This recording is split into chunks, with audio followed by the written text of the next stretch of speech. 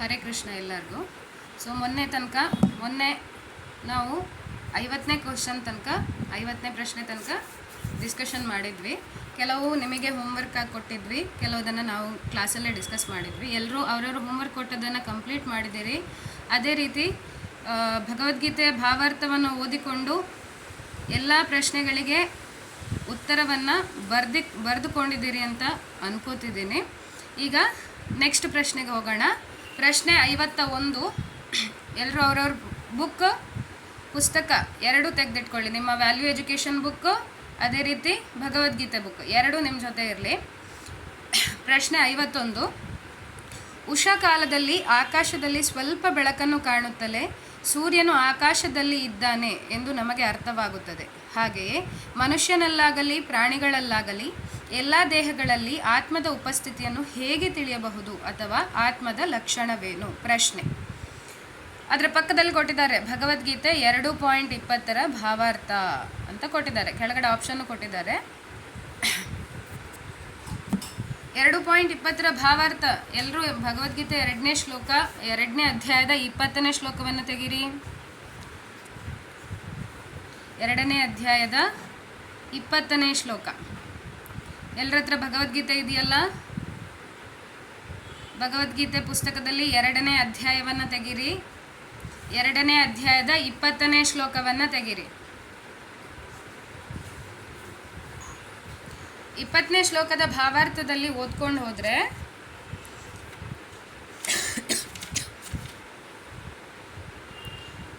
ಕೊನೆಯ ಪ್ಯಾರಾಗ್ರಾಫಿಂದ ಮೊದಲಿನ ಪ್ಯಾರಾಗ್ರಾಫ್ ಅದರಲ್ಲಿ ಬರೆದಿದ್ದಾರೆ. ಆತ್ಮವು ಜ್ಞಾನದಿಂದ ತುಂಬಿರುತ್ತದೆ ಅಥವಾ ಸದಾ ಪ್ರಜ್ಞೆಯಿಂದ ತುಂಬಿರುತ್ತದೆ. ಆದುದರಿಂದ ಪ್ರಜ್ಞೆಯು ಆತ್ಮದ ಲಕ್ಷಣ. ಆತ್ಮವು ಹೃದಯದಲ್ಲಿ ನೆಲೆಸಿರುತ್ತದೆ. ಅದನ್ನು ಅಲ್ಲಿ ಕಾಣಲಾಗದಿದ್ದರೂ ನಾವು ಆತ್ಮದ ಇರವನ್ನು ಪ್ರಜ್ಞೆಯ ಇರವಿನಿಂದಲೇ ಅರ್ಥ ಮಾಡಿಕೊಳ್ಳಬಹುದು. ಕೆಲವೊಮ್ಮೆ ನಾವು ಮೋಡಗಳಿಂದ ಅಥವಾ ಬೇರಾವುದೋ ಕಾರಣದಿಂದ ಆಕಾಶದಲ್ಲಿ ಸೂರ್ಯನನ್ನು ಕಾಣಲಾಗುವುದಿಲ್ಲ. ಆದರೆ ಸೂರ್ಯನ ಪ್ರಕಾಶವು ಸದಾ ಇದ್ದೇ ಇರುತ್ತದೆ. ಆದುದರಿಂದ ಹಗಲು ಎಂದು ನಾವು ನಂಬುತ್ತೇವೆ. ಉಷಾ ಕಾಲದಲ್ಲಿ ಆಕಾಶದಲ್ಲಿ ಸ್ವಲ್ಪ ಬೆಳಕನ್ನು ಕಾಣುತ್ತಲೇ ಸೂರ್ಯನು ಆಕಾಶದಲ್ಲಿ ಇದ್ದಾನೆ ಎಂದು ನಮಗೆ ಅರ್ಥವಾಗುತ್ತದೆ. ಹಾಗೆಯೇ ಮನುಷ್ಯನಾಗಲಿ ಪ್ರಾಣಿಯಾಗಲಿ ಎಲ್ಲ ದೇಹಗಳಲ್ಲಿ ಸ್ವಲ್ಪ ಮಟ್ಟಿಗಾದರೂ ಪ್ರಜ್ಞೆಯೂ ಇರುವುದರಿಂದ ನಾವು ಆತ್ಮದ ಇರವನ್ನು ಅರ್ಥ ಮಾಡಿಕೊಳ್ಳುತ್ತೇವೆ. ಆನ್ಸರ್ ಸಿಕ್ತು ಅಂತ ಅನ್ಕೋತೀನಿ. ನಿಮ್ಮ ಭಗವದ್ಗೀತೆ ಪುಸ್ತಕವನ್ನು ನೋಡಿ, ನಾನು ಪ್ಯಾರಾಗ್ರಾಫ್ ಕೂಡ ಮೆನ್ಷನ್ ಮಾಡಿದ್ದೀನಿ.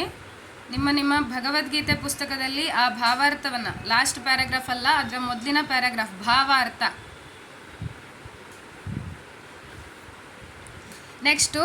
ನೆಕ್ಸ್ಟ್ ಕ್ವಶನ್ 52ನೇ ಪ್ರಶ್ನೆ. ಈ ಕೆಳಗಿನವುಗಳಲ್ಲಿ ಯಾವುದು ಆತ್ಮವನ್ನು ಕೊಲ್ಲುತ್ತದೆ? ಭಗವದ್ಗೀತೆ 2.23 ಶ್ಲೋಕ ನಂಬರ್. ನೆಕ್ಸ್ಟ್ 2 ಶ್ಲೋಕ ಬಿಟ್ಟು 23 2.23.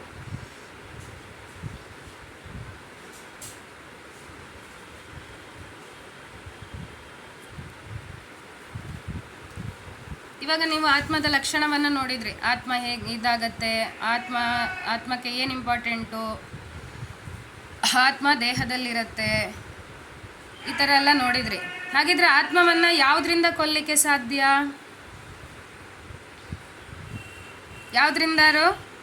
ಯಾವುದರಿಂದಾದರೂ ಕೊಲ್ಲಿಕ್ಕಾಗತ್ತಾ? ಆತ್ಮವನ್ನು ಯಾವುದರಿಂದಲೂ ಕೊಲ್ಲಿಕ್ಕಾಗಲ್ಲ ಅಥವಾ ಸಾಯಿಸೋಕ್ಕಾಗಲ್ಲ. ಸರಿನಾ? ಸೊ ಭಗವದ್ಗೀತೆ 2.23 ಶ್ಲೋಕದವನ್ನು ಓದ್ಕೊಂಡು ಹೋದರೆ ನಿಮಗೆ ಗೊತ್ತಾಗತ್ತೆ. ನಾನು ಫುಲ್ಲು ಓದ್ಕೊಂಡು ಹೋಗಲ್ಲ.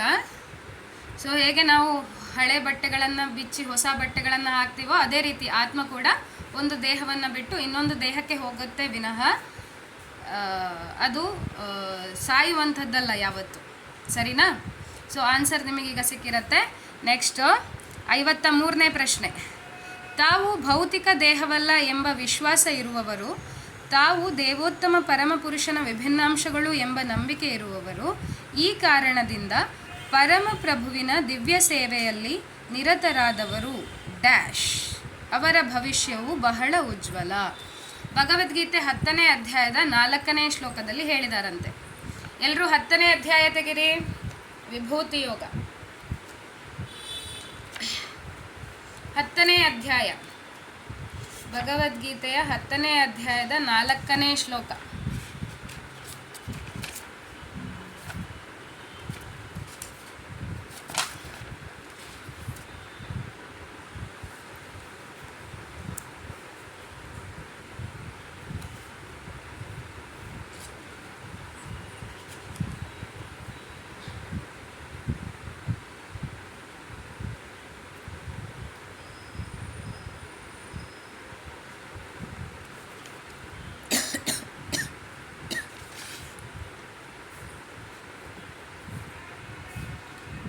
ಹತ್ತನೇ ಅಧ್ಯಾಯದ 4 ಮತ್ತು 5ನೇ ಶ್ಲೋಕ ಜೊತೆಗೆ ಇದೆ. ಬುದ್ಧಿರ್ಜ್ಞಾನ ಸಮೋಹ ಕ್ಷಮಾ ಸತ್ಯಂ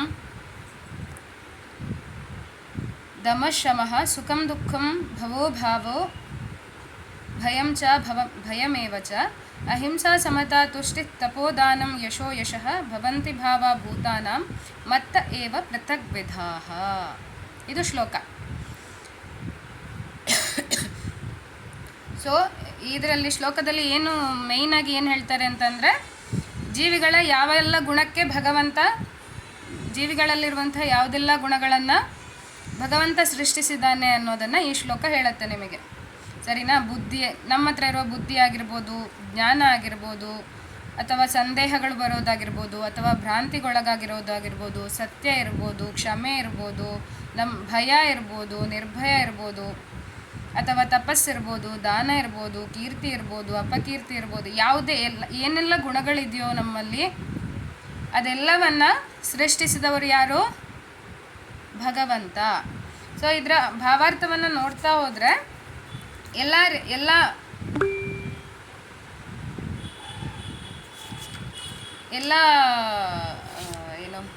ಎಲ್ಲ ಗುಣಗಳ ಬಗ್ಗೆ ಎಕ್ಸ್ಪ್ಲನೇಷನ್ ಕೊಟ್ಕೊಂಡು ಹೋಗಿದ್ದಾರೆ. ಅಂದರೆ ಪ್ರತಿಯೊಂದನ್ನು, ಅಹಿಂಸಾ ಅಂದರೆ ಏನು, ಸಮತಾ ಅಂದರೆ ಏನು, ತುಷ್ಟಿ ಅಂದರೆ ಏನು, ದಾನ ಅಂದರೆ ಏನು, ಎಲ್ಲ ರೀತಿಯಲ್ಲಿ ಎಲ್ಲವನ್ನು ಅದನ್ನು ಚೆನ್ನಾಗಿ ವಿವರಣೆ ಕೊಟ್ಟಿದ್ದಾರೆ.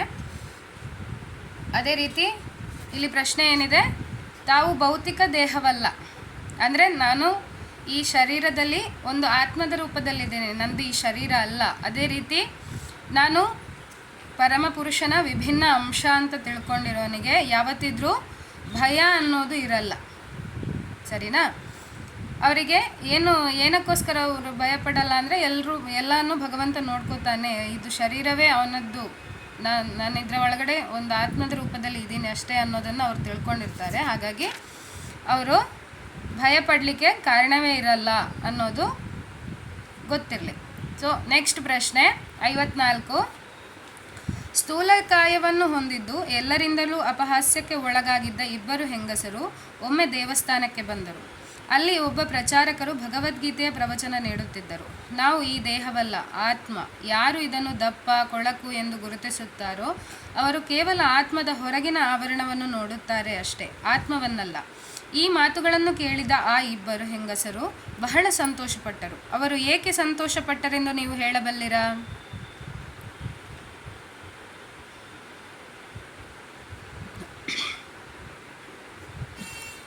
ಇವಾಗ ನಿಮಗೆ ಮೇಲಿನ 10.4 ಭಾವಾರ್ಥವನ್ನು ನೀವು ಓದಿದರೆ ನಿಮಗೆ ಈ ಪ್ರಶ್ನೆಗೆ ಆನ್ಸರ್ ಸಿಗತ್ತೆ. Question number 55.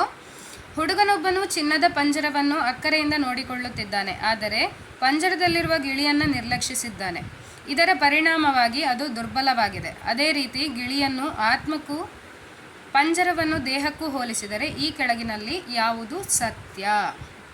ಈಗ ನಿಮ್ಮ ಕೈಯಲ್ಲೇ ಆಗಿರಲಿ, ಒಂದು ಗೂಡಿದೆ, ಹಕ್ಕಿ ಗೂಡು, ಅದರಲ್ಲಿ ನೀವು ಗಿಳಿಯನ್ನು ಇಟ್ಕೊಂಡು ಅಥವಾ ಯಾವುದೋ ಒಂದು ಪಕ್ಷಿಯನ್ನು ಇಟ್ಕೊಂಡು ಸಾಕಿದ್ದೀರಿ ಅಂತಂದರೆ ನೀವು ಅದಕ್ಕೆ ನಿಮ್ಮ ಕಣ್ಣೆದುರುಗಡೆ ಮಾತ್ರ ಇಟ್ಕೊಂಡಿದ್ದೀರಿ. ಅದಕ್ಕೆ ಆಹಾರವನ್ನಾಗಲಿ ಅಥವಾ ಅದಕ್ಕೆ ಬೇಕಾದ ನೀರಾಗಲಿ ಆಹಾರ ಆಗಲಿ ನೀವು ಕೊಡ್ತಾ ಇಲ್ಲ. ಹಾಗಿದ್ರೆ ಅದೇನಾಗತ್ತೆ? ಅದಕ್ಕೆ ಆಹಾರ, ಈಗ ನಿಮಗೆ ಆಹಾರ ಸಿಕ್ಕಿಲ್ಲ ಅಂದರೆ ನೀವೇನಾಗ್ತೀರಾ? ವೀಕ್ನೆಸ್ ಆಗುತ್ತೆ, ಸುಸ್ತಾಗುತ್ತೆ, ತಲೆ ತಿರುಗಿ ಬೀಳ್ತೀರಾ. ಸರಿನಾ? ಅದೇ ರೀತಿ ಏನಾಗಿದೆ, ಗಿಳಿ ದುರ್ಬಲವಾಗಿದೆ. ಇಲ್ಲಿ ಏನು ಮಾಡಿದ್ದಾರೆ, ಗಿಳಿಯನ್ನು ಆತ್ಮಕ್ಕೆ, ಅದೇ ರೀತಿ ಪಂಜರವನ್ನು ದೇಹಕ್ಕೆ ಹೋಲಿಸಿದ್ದಾರೆ. ಆ ರೀತಿ ಹೋಲಿಸಿದಾಗ ಕೆಳಗಿನಲ್ಲಿ ಯಾವುದು ಸತ್ಯ? ಆಪ್ಷನ್ ಏನಿದೆ, ನಾವು ದೇಹವನ್ನು ಬಹಳ ಚೆನ್ನಾಗಿ ನೋಡಿಕೊಳ್ಳಬೇಕು, ಆದರೆ ಆತ್ಮದ ಬಗ್ಗೆ ಕಾಳಜಿ ವಹಿಸುವುದು ಅಷ್ಟು ಮುಖ್ಯವಲ್ಲ. ಅಂದರೆ ಇವಾಗ ನೋಡಿ, ದೇಹ ಅಂತಂದರೆ ಹೊರಗಿನ ಗೂಡು. ಪಕ್ಷಿ ಗೂಡಲ್ಲಿರುವಾಗ ಪಕ್ಷಿಯ ಹೊರಗಿನ ಗೂಡು, ಅದನ್ನು ನೀವು ಚೆನ್ನಾಗಿ ನೋಡ್ಕೊಳ್ಬೇಕು. ಆದರೆ ಒಳಗಡೆ ಇರುವಂತಹ ಆತ್ಮ ಅಂದರೆ ಅಲ್ಲಿ ಗಿಳಿ, ಅದನ್ನು ಕಾಳಜಿ ವಹಿಸೋದು ಅಷ್ಟು ಮುಖ್ಯವಲ್ಲ. Option A. ಅದು ಸರಿನಾ ತಪ್ಪಾ ನೋಡ್ಕೊಳ್ಳಿ. ಬಿ, ಗಿಳಿಯು ಹೇಗೆ ವ್ಯಕ್ತಿಯಿಂದ ನಿರ್ಲಕ್ಷಿಸಲ್ಪಟ್ಟಿದೆಯೋ ಅದೇ ರೀತಿಯಲ್ಲಿ ನಾವು ನಮ್ಮ ಆತ್ಮವನ್ನು ನಿರ್ಲಕ್ಷಿಸುತ್ತಿದ್ದೇವೆ ಮತ್ತು ಅದೇ ಕಾರಣಕ್ಕಾಗಿಯೇ ನಾವು ಇನ್ನೂ ಪೂರ್ಣ ತೃಪ್ತರಾಗಿಲ್ಲ. ಆಪ್ಷನ್ ಸಿ, ಆಧುನಿಕ ನಾಗರಿಕತೆಯು ಆತ್ಮವನ್ನು ನಿರ್ಲಕ್ಷಿಸುವುದರಲ್ಲಿ ನಿರತವಾಗಿದೆ ಮತ್ತು ಕೇವಲ ದೈಹಿಕ ಸೌಕರ್ಯಗಳನ್ನು ನೋಡಿಕೊಳ್ಳುತ್ತದೆ. ಅದಕ್ಕಾಗಿಯೇ ಜನರು ಹಣ, ಕಾರುಗಳು, ಮನೆ ಇತ್ಯಾದಿಗಳನ್ನು ಹೊಂದಿದ್ದರೂ ಅವರ ಜೀವನದಲ್ಲಿ ತೃಪ್ತಿ ಇಲ್ಲ ಮತ್ತು ಸಂತೋಷವಿಲ್ಲ. ಆಪ್ಷನ್ ಡಿ ಏನಿದೆ, ಬಿ ಮತ್ತು ಸಿ ಎರಡು. ಇವಾಗ ಆನ್ಸರ್ ಏನು ಅಂತ ನೀವು ಬರೀಬೇಕು.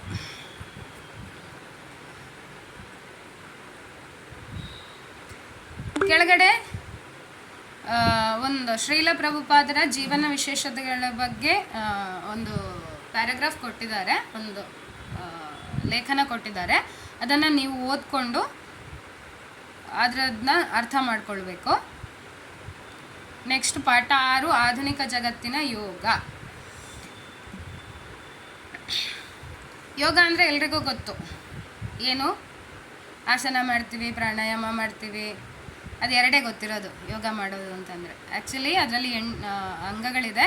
ಯಮ, ನಿಯಮ, ಆಸನ, ಪ್ರಾಣಾಯಾಮ, ಪ್ರತ್ಯಾಹಾರ, ಧಾರಣ, ಧ್ಯಾನ, ಸಮಾಧಿ ಅಂತ. ಯಮ, ನಿಯಮ, ಆಸನ, ಪ್ರಾಣಾಯಾಮ, ಪ್ರತ್ಯಾಹಾರ, ಧಾರಣ, ಧ್ಯಾನ, ಸಮಾಧಿ 8 ಅಂಗಗಳಿದೆ ಯೋಗಕ್ಕೆ. ನಾವು ಮಾಡ್ತಾ ಇರೋದು ಯೋಗ ಅಥವಾ ಪ್ರಾಣಾಯಾಮ ಅನ್ನೋದು ಅದರ ಒಂದು ಅಂಗ. ಯಮ, ನಿಯಮ, ಆಸನ ಅಂತ ಅನ್ನೋದು ನಾವು ಏನು ಯೋಗ ರೆಗ್ಯುಲರ್ ಆಗಿ ಯೋಗಾಸನಗಳನ್ನು ಮಾಡ್ತೀವೋ ಅದು ಬರುತ್ತೆ. ಪ್ರಾಣಾಯಾಮ ಅಂದರೆ ಅದರ ನೆಕ್ಸ್ಟ್ ಉಸಿರಾಟದ ಎಸ್ ವೆರಿ ಗುಡ್, ಉಸಿರಾಟದಲ್ಲಿ ಇದು ಮಾಡುವಂಥದ್ದು ಪ್ರಾಣಾಯಾಮ. ಅದು ಯೋಗದ 2 ಅಂಗಗಳು ಮಾತ್ರ ನಾವು ಮಾಡ್ತಿರೋದು. ಎಲ್ಲ ಯೋಗಗಳ 8 ಅಂಗಗಳನ್ನು ನಾವು ಮಾಡ್ತಾ ಇಲ್ಲ. ನೆಕ್ಸ್ಟ್ ಕ್ವಶನ್ 56, ಅಷ್ಟಾಂಗ ಯೋಗದ ಸರಿಯಾದ ಅನುಕ್ರಮವೇನು? ಭಗವದ್ಗೀತೆ 5.29 ಭಾವಾರ್ಥ ಆಲ್ರೆಡಿ ನಾನು ಹೇಳಿದ್ದೀನಿ. ನೀವು ಅದನ್ನು ನಾನು ಆರ್ಡರ್ ವೈಸ್ ಹೇಳಿದ್ದೀನಿ. ನೀವು 5.29 ಶ್ಲೋಕ ನೋಡಿಕೊಂಡು ಟಿಕ್ ಮಾಡ್ಕೊಳ್ಳಿ. ಯಮ, ನಿಯಮ, ಆಸನ, ಪ್ರಾಣಾಯಾಮ, ಪ್ರತ್ಯಾಹಾರ, ಯಮ, ನಿಯಮ, ಆಸನ, ಪ್ರಾಣಾಯಾಮ, ಪ್ರತ್ಯಾಹಾರ, ಧಾರಣ, ಧ್ಯಾನ, ಸಮಾಧಿ. ಇದು ಅದರ ಅನುಕ್ರಮ. ಅಂದರೆ ಈ ರೀತಿಯಾಗೇ ಹೋಗುತ್ತದು, ಸ್ಟೆಪ್ ಬೈ ಸ್ಟೆಪ್. ಯಮ ಆಗಿ, ನಿಯಮ ಆಗಿ, ಆಸನ ಆಗಿ, ಪ್ರಾಣಾಯಾಮ ಆಗಿ, ಪ್ರತ್ಯಾಹಾರ ಆಗಿ, ಧಾರಣ ಆಗಿ, ಧ್ಯಾನ ಆಗಿ, ಸಮಾಧಿ, ಈ ಥರ ಬರುತ್ತೆ. 5.29 ಭಾವಾರ್ಥದಲ್ಲಿ ಅದನ್ನು ಕೊಟ್ಟಿದ್ದಾರೆ. ಎಲ್ಲರೂ ಶ್ಲೋಕ 5ನೇ ಅಧ್ಯಾಯದ 29ನೇ ಶ್ಲೋಕವನ್ನು ತೆಗಿರಿ.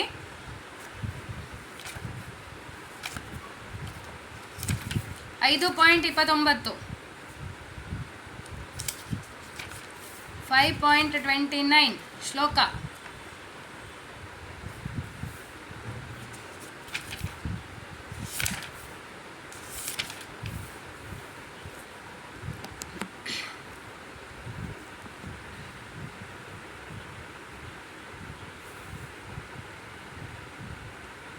ಅದರಲ್ಲಿ ಕೊನೆಗೆ ಭಾವಾರ್ಥದಲ್ಲಿ ಮೆನ್ಷನ್ ಮಾಡಿದ್ದಾರೆ ಯಾವ ರೀತಿ, ಏಕೆಂದರೆ ಲಾಸ್ಟಿಗೆ ಕೊಟ್ಟಿದ್ದಾರೆ ಯಾವ ರೀತಿ ಕ್ರಮವಾದ ಏರಿಕೆ ಇದೆ ಅಂತ. ಭಗವದ್ಗೀತೆಯ 5ನೇ ಅಧ್ಯಾಯದ 29ನೇ ಶ್ಲೋಕದಲ್ಲಿ ಭೋಕ್ತಾರಾಂ ಯಜ್ಞ ತಪಸಾಂ ಸರ್ವಲೋಕ ಮಹೇಶ್ವರಂ ಸುಹೃದಂ ಸರ್ವಭೂತಾನಾಂ ಜ್ಞಾತ್ವಾ ಮಾಂ ಶಾಂತಿ ಮೃಚ್ಛತಿ ಅನ್ನೋ ಶ್ಲೋಕದಲ್ಲಿ ಭಾವಾರ್ಥದಲ್ಲಿ ಕೊನೆಗೆ ಈ ಅಷ್ಟಾಂಗ ಯೋಗದ ಅನುಕ್ರಮಣಿಕೆಯನ್ನು ಕೊಟ್ಟಿದ್ದಾರೆ. ಯಾವ ರೀತಿ ಇರುತ್ತೆ, ಯಾವುದಾದ್ಮೇಲೆ ಯಾವುದು. ಈಗ ನಾವು ಫಸ್ಟ್ ತಿಂತೀವೋ, ನೀರು ಕುಡಿತೀವೋ ಅಥವಾ ಮಲಗ್ತೀವೋ ಅನ್ನೋ ಥರನೇ ಅಷ್ಟಾಂಗ ಯೋಗದ ವಿಧಾನಗಳು ಅದೇ ರೀತಿ ಸ್ಟೆಪ್ ಬೈ ಸ್ಟೆಪ್ ಹೋಗುತ್ತೆ. ಅದನ್ನು ಯಾವ ರೀತಿ ಅನ್ನೋದನ್ನು 5.29ನೇ ಶ್ಲೋಕದ ಕೊನೆಗೆ ಕೊಟ್ಟಿದ್ದಾರೆ. ಆನ್ಸರ್ ನೀವು ಬರ್ಕೋಬೇಕು, ನೋಡಿ ಟಿಕ್ ಮಾಡ್ಕೊಳ್ಬೇಕು. ನೆಕ್ಸ್ಟ್ 57ನೇ ಕ್ವಶನ್ನು, ಆಸನ ಅಥವಾ ಯೋಗ ಮಾಡೋ ಉದ್ದೇಶವೇನು? ಭಗವದ್ಗೀತೆ 6ನೇ ಅಧ್ಯಾಯದ 11ರಿಂದ 14ನೇ ಶ್ಲೋಕ. 4 ಶ್ಲೋಕದಲ್ಲಿದೆ.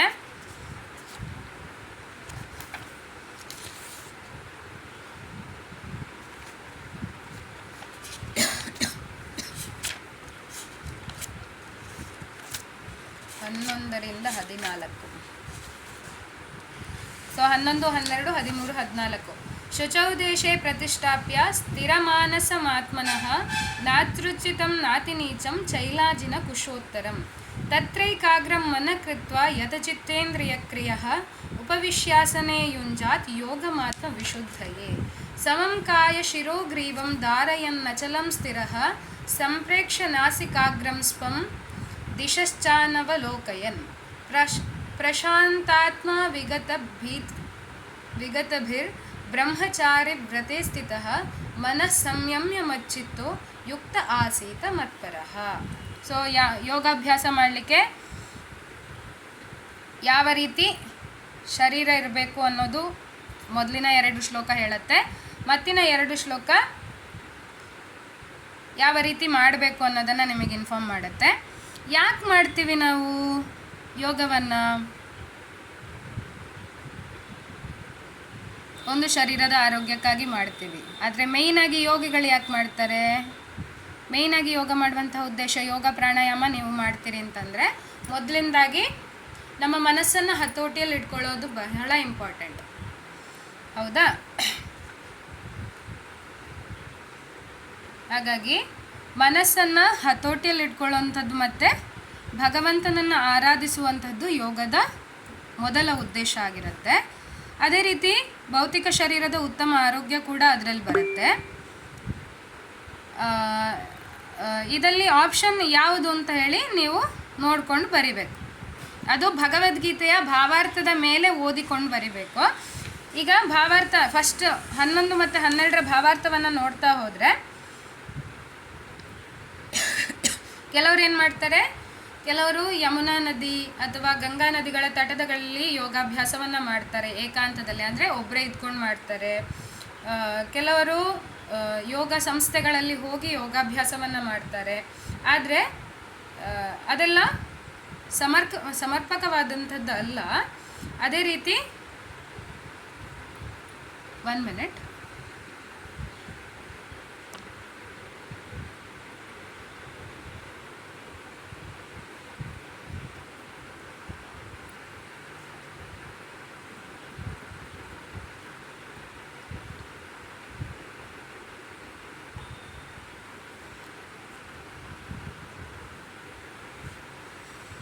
ಅದೇ ರೀತಿ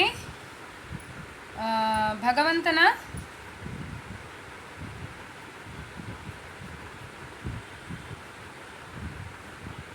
ಕಲಿಯುಗದಲ್ಲಿ ಏನಾಗುತ್ತೆ, ಮನುಷ್ಯರ ಆಯಸ್ಸು ಕಮ್ಮಿ ಇರುತ್ತೆ ಕಂಪ್ಯಾರಿಟಿವ್ಲಿ. ತ್ರೇತಾಯುಗ ಆಗಿರ್ಬೋದು, ದ್ವಾಪರ ಯುಗ ಆಗಿರ್ಬೋದು, ಸತ್ಯಯುಗ ಆಗಿರ್ಬೋದು, ಇದರಲ್ಲಿರೋಕ್ಕಿಂತ ಕಲಿಯುಗದಲ್ಲಿ ಆಯಸ್ಸು ಕಮ್ಮಿ ಇರುತ್ತೆ. ಹಾಗಾಗಿ ಆಧ್ಯಾತ್ಮಿಕ ಸಾಕ್ಷಾತ್ಕಾರ ಪಡೆಯೋದ್ರಲ್ಲಿ ವಿಳಂಬ ಮತ್ತು ಆತಂಕಗಳು ನಮ್ಮ ಜೊತೆ ಸದಾ ಇರುತ್ತೆ.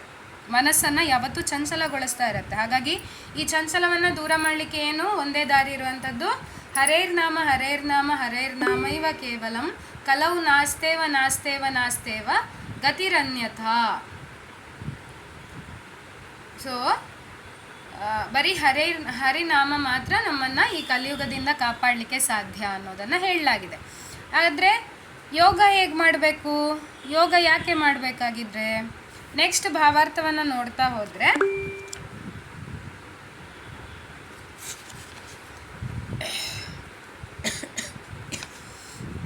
ಯೋಗವನ್ನು ಯಾಕೆ ಮಾಡಬೇಕು ಅನ್ನೋದನ್ನು ತಿಳಿಸಲಾಗಿದೆ. ಅದನ್ನು ನೀವು ಓದ್ಕೊಂಡು ಇದಕ್ಕೆ ಆನ್ಸರ್ ಬರೀರಿ. ಆಲ್ರೆಡಿ ನಾನು ಶಾರ್ಟ್ ಆ್ಯಂಡ್ ಸ್ವೀಟಾಗಿ ಹೇಳಿದ್ದೀನಿ ಆನ್ಸರು. ನೀವು ಅದನ್ನು ಡೀಟೇಲ್ ಆಗಿ ಓದ್ಕೊಂಡು ಆನ್ಸರ್ ಬರೀರಿ.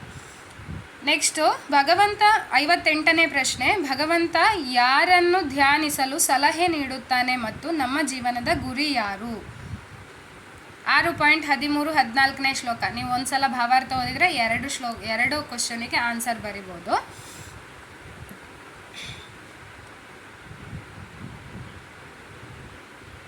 ಭಗವಂತ ಯಾರನ್ನು ಧ್ಯಾನಿಸ್ಲಿಕ್ಕೆ ಹೇಳ್ತಾನೆ?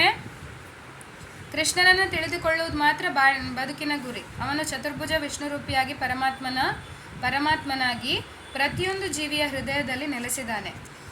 ಯೋಗ ಪ್ರಕ್ರಿಯೆಯನ್ನು ಅಭ್ಯಾಸ ಮಾಡುವುದರ ಉದ್ದೇಶವು ಹೃದಯಸ್ಥನಾದ ಈ ವಿಷ್ಣುವಿನ ಅಂತರ್ಯಾಮಿ ರೂಪವನ್ನು ಕಂಡುಕೊಂಡು ನೋಡುವುದು ಮತ್ತೇನೂ ಅಲ್ಲ. ಈ ವಿಷ್ಣುಮೂರ್ತಿಯು ಮನುಷ್ಯನ ಹೃದಯದಲ್ಲಿರುವ ಕೃಷ್ಣನ ಸ್ವಾಂಶ ಪ್ರತಿನಿಧಿ. ಈ ವಿಷ್ಣುಮೂರ್ತಿಯ ಸಾಕ್ಷಾತ್ಕಾರದ ಇಲ್ಲದವನು ಅಣುಕು ಯೋಗಾಭ್ಯಾಸದಲ್ಲಿ ತೊಡಗಿರುತ್ತಾನೆ, ನಿಶ್ಚಯವಾಗಿಯೂ ಕಾಲವನ್ನು ವ್ಯರ್ಥ ಮಾಡುತ್ತಿದ್ದಾನೆ. ಕೃಷ್ಣನೇ ಬದುಕಿನ ಕಡೆಯ ಗುರಿ. ಹೃದಯದಲ್ಲಿ ನೆಲೆಸಿರುವ ವಿಷ್ಣುಮೂರ್ತಿಯು ಯೋಗಾಭ್ಯಾಸದ ಗುರಿ. ಹೃದಯದೊಳಗಿರುವ ಈ ವಿಷ್ಣುಮೂರ್ತಿಯ ಸಾಕ್ಷಾತ್ಕಾರವನ್ನು ಸಾಧಿಸಲು ಮನುಷ್ಯನು ಸಂಪೂರ್ಣವಾಗಿ ಭೌತಿಕ ಅಥವಾ ಲೈಂಗಿಕ ಜೀವನದಿಂದ ಮುಕ್ತನಾಗಿರಬೇಕು ಅಂತ ಭಾವಾರ್ಥದಲ್ಲಿ ಹೇಳಲಾಗಿದೆ. ಸೊ ಇವಾಗ ನಿಮಗೆ ಆನ್ಸರ್ ಸಿಕ್ತು ಅಂದ್ಕೊಳ್ತೀನಿ. ಭಗವಂತ ಯಾರನ್ನು ಧ್ಯಾನಿಸ್ಲಿಕ್ಕೆ ಹೇಳಿದ್ದಾನೆ? ಯೋಗ ಮಾಡೋದ್ರಿಂದ ಅಥವಾ ಜೀವನದ ಗುರಿ ಏನು ಅನ್ನೋದಕ್ಕೆ ಆನ್ಸರ್ ಇವಾಗ ನಾನು ಓದಿದ ಅಷ್ಟು ಪ್ಯಾರಾಗ್ರಾಫಲ್ಲಿದೆ, ನೀವು ಓದ್ಕೊಂಡು ಬರೀರಿ. 59ನೇ ಪ್ರಶ್ನೆ, ಈ ಅಭ್ಯಾಸದಿಂದ ಸಂಕೀರ್ತನೆ ಮಾಡುವ ಮತ್ತು ಪರಮಪ್ರಭುವಿನ ವನ್ನು ಆಲಿಸುವ ಸಾಧನೆಯಿಂದ ಮನುಷ್ಯನ ಕಿವಿ, ನಾಲಿಗೆ ಮತ್ತು ಮನಸ್ಸು ಕಾರ್ಯನಿರತವಾಗಿರುತ್ತದೆ. ಈ ಅನುಭವ ಧ್ಯಾನವನ್ನು ಅಭ್ಯಾಸ ಮಾಡುವುದು ಬಹು ಸುಲಭ. ಪರಮಪ್ರಭುವನ್ನು ಮುಟ್ಟಲು ಇದು ನೆರವಾಗುತ್ತದೆ. ಒಳಗಿರುವ ಪರಮಾತ್ಮನ ಧ್ಯಾನವೇ ಯೋಗ ಸಾಧನೆ. ಇದೇ ರೀತಿಯಲ್ಲಿ ಇಂದ ಮನುಷ್ಯನು ತನ್ನ ಮನಸ್ಸನ್ನು ಸದಾ ಪರಮಪ್ರಭುವಿನಲ್ಲಿ ನಿಲ್ಲಿಸುತ್ತಾನೆ. ಭಗವದ್ಗೀತೆ 8ನೇ ಅಧ್ಯಾಯದ 8ನೇ ಶ್ಲೋಕದಲ್ಲಿ ಬರುತ್ತಂತ ಇದು. ಎಲ್ಲರೂ 8ನೇ ಅಧ್ಯಾಯದ 8ನೇ ಶ್ಲೋಕ ತೆಗಿರಿ.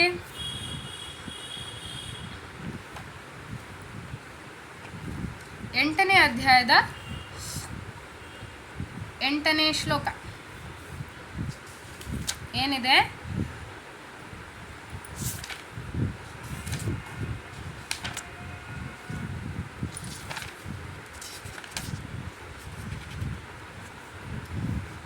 ಶ್ಲೋಕ 8, ಅಧ್ಯಾಯ 8. ಅಭ್ಯಾಸ ಯೋಗಯುಕ್ತೇನ ಚೇತಸ ನಾನ್ಯಗಾಮಿನ ಪರಮಂ ಪುರುಷಂ ದಿವ್ಯಂ ಯಾತಿ ಪಾರ್ಥಾನು ಚಿಂತಯನ್. ಸೊ ಪ್ರಾರ್ಥನೆ: ದೇವೋತ್ತಮ ಪರಮ ಪುರುಷನೆಂದು ನನ್ನನ್ನು ಯಾರು ಧ್ಯಾನಿಸುತ್ತಾರೋ, ಬೇರೆ ಯಾವ ಕಡೆಗೂ ಮನಸ್ಸು ಚಲಿಸದಂತೆ ಯಾರ ಮನಸ್ಸು ಸದಾ ನನ್ನಲ್ಲಿ ತನ್ಮಯವಾಗಿರುವುದೋ ಅವನು ಖಂಡಿತವಾಗಿಯೂ ನನ್ನ ಬಳಿಗೆ ಬರುವನು ಅಂತ ಇದರ ಅನುವಾದದಲ್ಲಿ ಕೊಟ್ಟಿದ್ದಾರೆ. ಇದರ ಭಾವಾರ್ಥವನ್ನು ನೀವು ಓದಬೇಕು, ಬಿಟ್ಟ ಸ್ಥಳವನ್ನು ತುಂಬಬೇಕಷ್ಟೇ. ಇದರ ಭಾವಾರ್ಥ, ಈ ಶ್ಲೋಕದ ಭಾವಾರ್ಥವನ್ನು ಓದಿ ನೀವು ಬಿಟ್ಟ ಸ್ಥಳವನ್ನು, ಹೇಗೆ ನೀವು ಸ್ಕೂಲಲ್ಲಿ ಫಿಲ್ ಇನ್ ದ ಬ್ಲ್ಯಾಂಕ್ಸ್ ಮಾಡ್ತಿರಲ್ಲ ಅದೇ ಥರ 8ನೇ ಅಧ್ಯಾಯದ 8ನೇ ಶ್ಲೋಕದ ಭಾವಾರ್ಥವನ್ನು ಓದಿ ಇದನ್ನು ಬರಿಬೇಕು. ಬರಿತಿರಲ್ಲ? ಎಸ್ ಎಸ್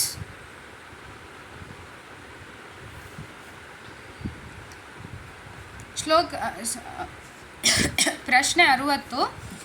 ಹಲವು ಆತಂಕಗಳು ಸದಾ ಕಲಕುತ್ತಿರುವ ಈ ಯುಗದ ಜನರ ಆತ್ಮ ಸಾಕ್ಷಾತ್ಕಾರಕ್ಕಾಗಿ ಇರುವ ಅತ್ಯುತ್ತಮ ಮಾರ್ಗ ಯಾವುದು? ಹೇಳಬೇಕು ಅಂತಲೇ ಇಲ್ಲ, ಇವಾಗ ನೀವು ಡೈರೆಕ್ಟಾಗಿ ಹೇಳ್ತೀರಾ ಆನ್ಸರು. ಅದು ಪಕ್ಕದಲ್ಲಿ ಕೊಟ್ಟಿದ್ದಾರೆ ಏನೋ ಒಂದು ಮಹಾಮಂತ್ರ. ಏನು ಕೊಟ್ಟಿದ್ದಾರೆ? ಹರೇ ಕೃಷ್ಣ ಕೃಷ್ಣ ಕೃಷ್ಣ ಹರೇ ಹರೇ, ಹರೇ ರಾಮ ರಾಮ ರಾಮ ಹರೇ ಹರೇ. ಸೊ ಈ ಕಲಿಯುಗದಲ್ಲಿ ಎಲ್ಲ ಆತಂಕಗಳಿಗೆ, ಎಲ್ಲದಕ್ಕೂ ಕಾರಣ, ಎಲ್ಲವನ್ನು ದೂರ ಮಾಡಲಿಕ್ಕೆ ಏನು? ಹರಿನಾಮ ಸಂಕೀರ್ತನೆಯೇ ಸೊಲ್ಯೂಷನ್, ಸುಲಭ ಮಾರ್ಗ. ಸರಿನಾ? 6.11ನೇ ಶ್ಲೋಕ ತೆಗೀರಿ ಎಲ್ಲರೂ. 6ನೇ ಅಧ್ಯಾಯದ 11ನೇ ಶ್ಲೋಕ.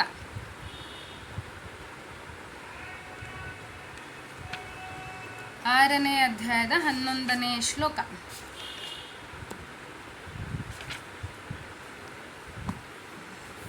ಎರಡು ಶ್ಲೋಕಗಳಿದೆ, 11, 12. ಶುಚೌ ದೇಶೇ ಪ್ರತಿಷ್ಠಾಪ್ಯ ಸ್ಥಿರಮಾಸನಮಾತ್ಮನಃ ನ್ಯಾತೃಚಿತಂ ನಾತಿ ನೀಚಂ ಚೈಲಾಜಿನ ಕುಶೋತ್ತರಂ ತತ್ರೈಕಾಗ್ರಂ ಮನಃ ಕೃತ್ವಾ ಯತಚಿತ್ತೇಂದ್ರಿಯಕ್ರಿಯಃ ಉಪವಿಶ್ಯಾಸನೆ ಯುಂಜಾತ್ ಯೋಗಮಾತ್ಮ ವಿಶುದ್ಧಯೇ. ಇದರಲ್ಲಿ ಆವಾಗಲೇ ಹೇಳಿದ್ದೀನಿ, ಈ ಶ್ಲೋಕನ ವಾಪಸ್ ಹೇಳ್ತಿದ್ದೀನಿ.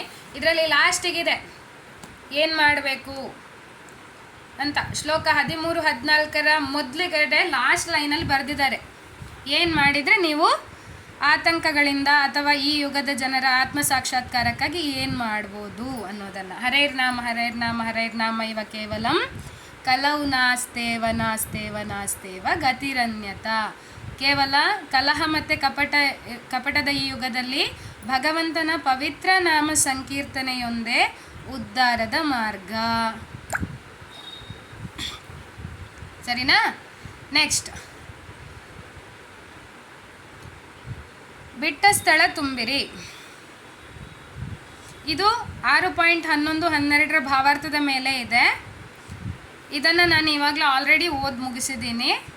ನಿಮಗೆ ಆನ್ಸರು ಸಿಕ್ಕಿರುತ್ತೆ. ಇವಾಗ ನಾನು ವಾಪಸ್ ಓದಬೇಕಾ? ಅದೇ 6.11-12 ಶ್ಲೋಕ ಲಾಸ್ಟ್ ಪ್ಯಾರಾಗ್ರಾಫಲ್ಲಿರುವಂಥದ್ದು ಆನ್ಸರ್. ಕಲಹ ಮತ್ತು ಕಪಟದ ಈ ಯುಗದಲ್ಲಿ ಈಗಷ್ಟೇ ಓದಿ ಮುಗಿಸಿದೆ ನಾನು ಅದನ್ನು. 61 ನೀವು ಮಾಡ್ಕೋತೀರಿ ಅಂದ್ಕೊಳ್ತೀನಿ. ಸುಲಭ ಇದೆ, ಈಸಿ ಇದೆ. 62, ಎಲ್ಲ ರೀತಿಯ ಯೋಗಾಭ್ಯಾಸದ ಶಿಖರವೇನು ಮತ್ತು ಎಲ್ಲದರ ಉದ್ದೇಶವೇನು? ಕ್ವಶನ್ ನಂಬರ್ 62, ಎಲ್ಲ ರೀತಿಯ ಯೋಗಾಭ್ಯಾಸಗಳ ಶಿಖರವೇನು ಮತ್ತು ಎಲ್ಲದರ ಉದ್ದೇಶವೇನು? ಭಗವದ್ಗೀತೆ 6.47 ಭಾವಾರ್ಥ. 6.47 ಶ್ಲೋಕ ತೆಗಿರಿ ಎಲ್ರು. ಅದೇ ಅಧ್ಯಾಯದಲ್ಲಿ 47 ಶ್ಲೋಕ, 6ನೇ ಅಧ್ಯಾಯದ 47 ಶ್ಲೋಕ. ದೊಡ್ಡದಿದೆ ಭಾವಾರ್ಥ.